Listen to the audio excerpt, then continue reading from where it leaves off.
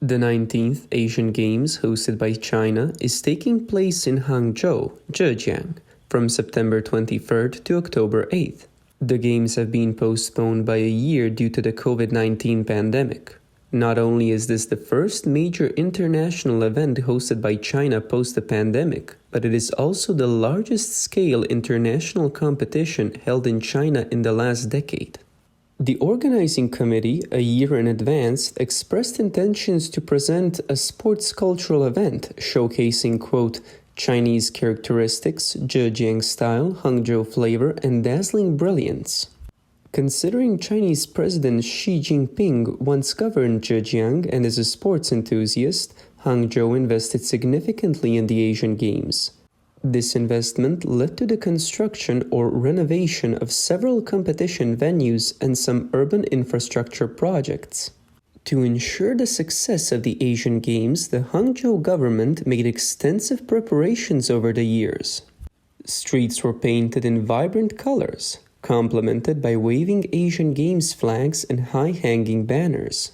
Buildings facing the streets were also freshly decorated with flowers and other adornments. A 42-year-old downtown resident, Lily Wu, told Reuters, quote, my impression is that the whole city has been under construction for the past year. This resident, who works in e-commerce, added, quote, there's a saying circulating online. If the Hangzhou government encounters a dog, they will catch it and paint it anew. According to official Chinese media, 56 competition venues and 31 training venues were completed and passed inspection, breaking several records such as the largest scale, the most events, the widest coverage, etc. Photos of the venues released by the official media showcased luxury and extravagance.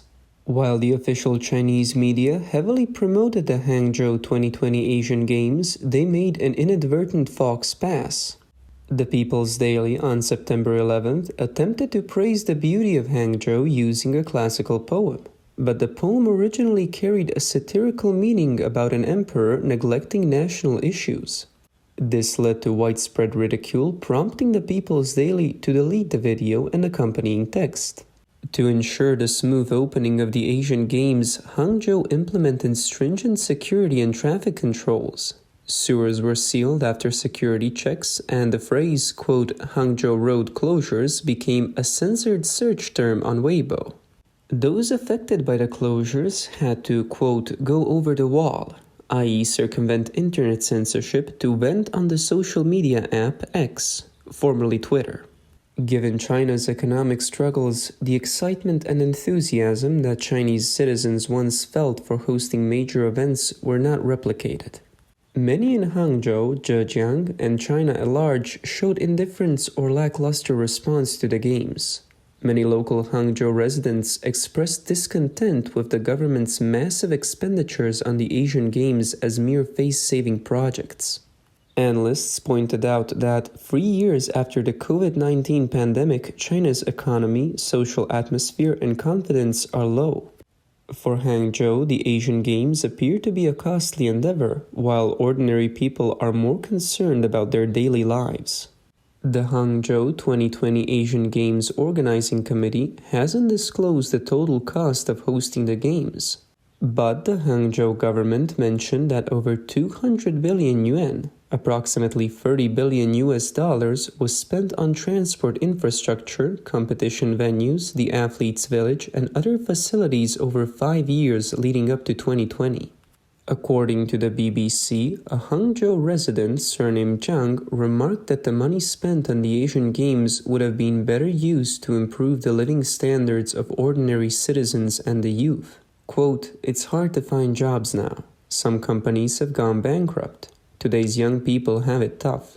今年在杭州萧山这边的生意都是不好做的，这个不要否认，因为 The business owner in the home appliances sector revealed that, due to relocations, village levies, and Asian Games-related environmental and safety measures, construction sites couldn't operate. Many left Shaoshan, making it hard for local businesses. Quote, in the past, there wasn't enough stock of fridges. Now, even good quality second-hand appliances don't sell.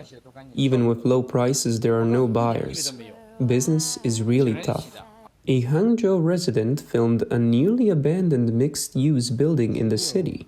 He revealed that only one floor, occupied by an educational training institution, was lit, while the rest of the building was shrouded in darkness.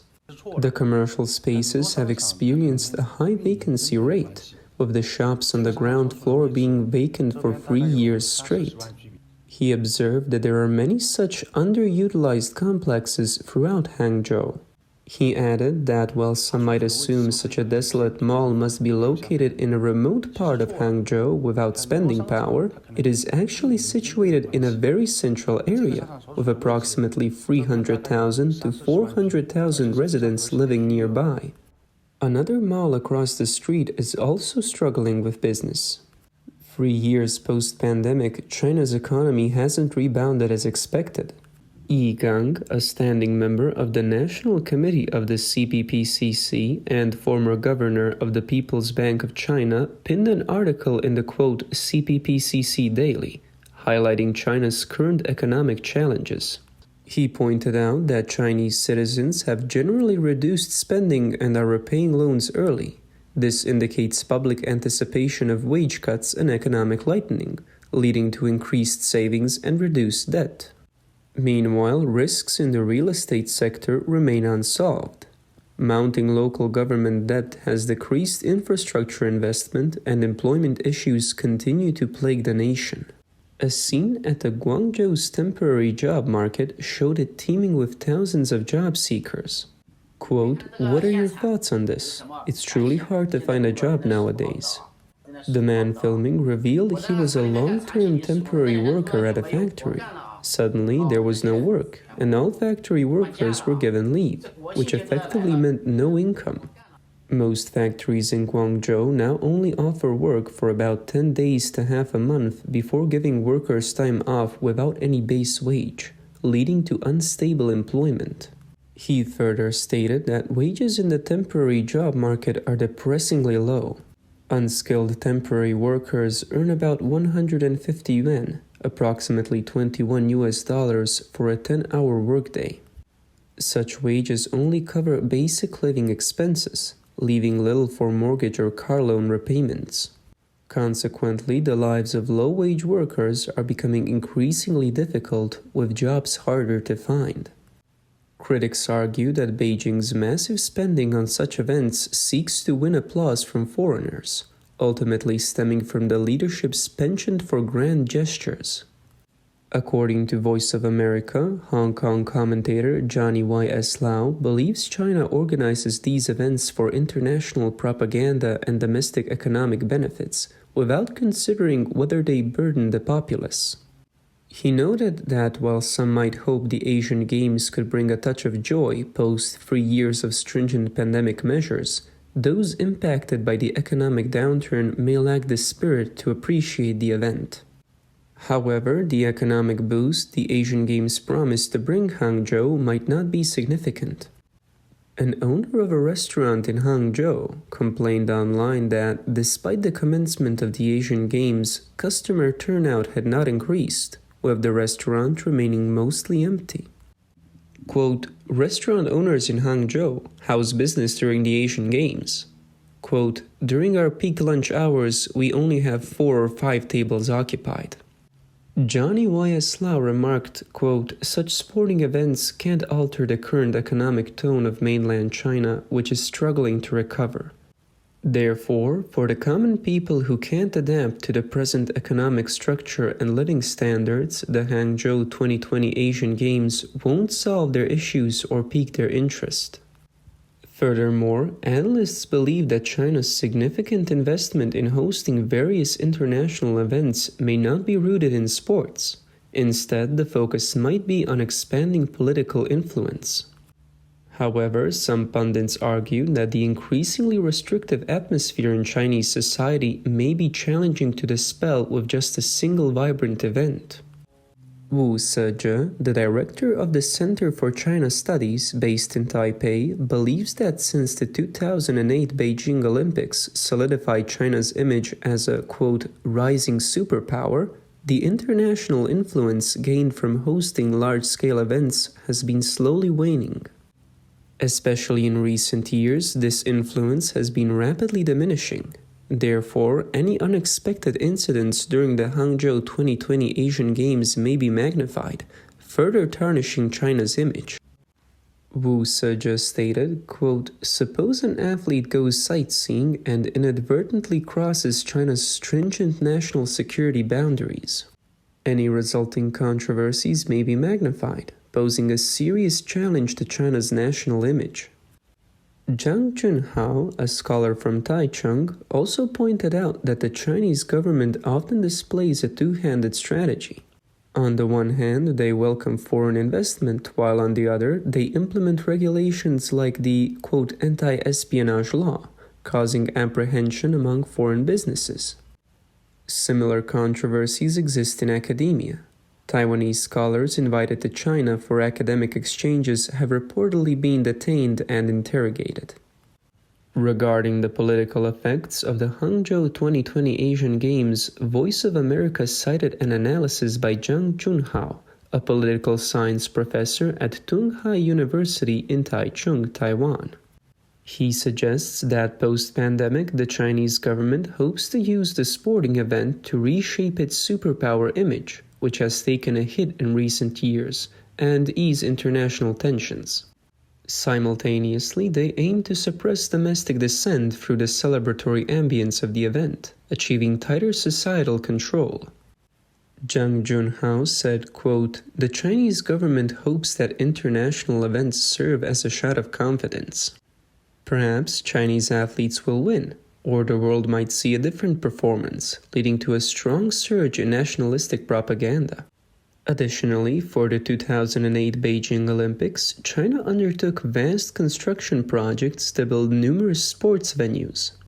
However, 15 years later, apart from the iconic bird's nest, which continues to be maintained, many other venues have fallen into despair, starkly contrasting their former glory. The UK's The Sun reported that sports venues, including those for rowing and cycling events, haven't been well maintained since the conclusion of the 2008 Beijing Olympics.